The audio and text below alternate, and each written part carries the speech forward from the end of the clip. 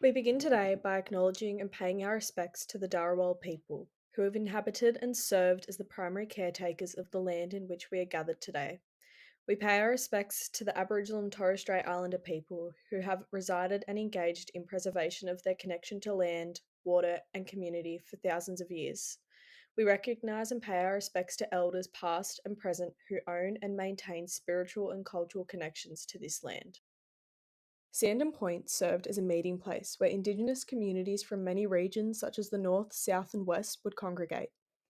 This region witnessed interactions with people from neighbouring groups who journeyed to the coastal area for the purpose of exchanging foods and materials. Historical and contemporary studies have shown that Sandon Point was also a burial site as well as a common ceremonial setting for the Darawal people. Grasslands cover the majority of the site, which connect directly to the ocean that wraps around the point. Dunes connect the ocean to the land, and various types of trees, flowers, shrubs, and bushes in between, with incredible landscapes of the escarpment that overlooks the entire Illawarra.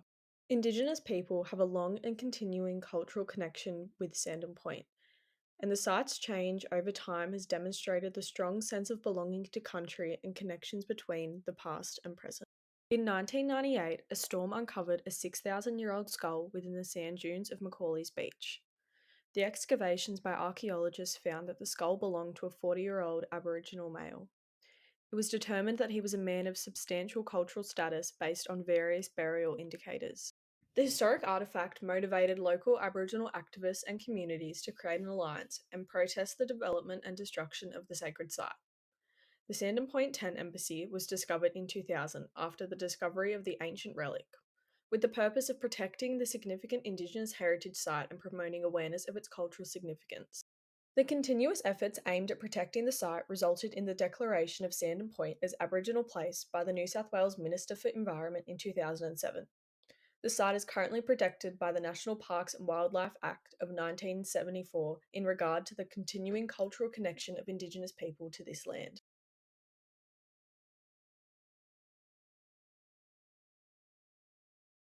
The Illawarra Local Aboriginal Land Council has initiated the Sandon Point Interpretation Strategy, aims to protect the sacred Aboriginal place and its ancient burial grounds.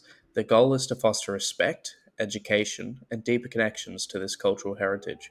Through this strategy, promote reconciliation, share knowledge about Aboriginal culture, engage authentically with community, and envision a future where fences no longer separate the sacred land.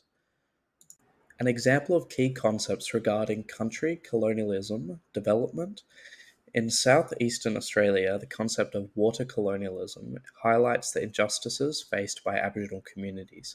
Despite abundant water resources, the benefits for these communities are minimal.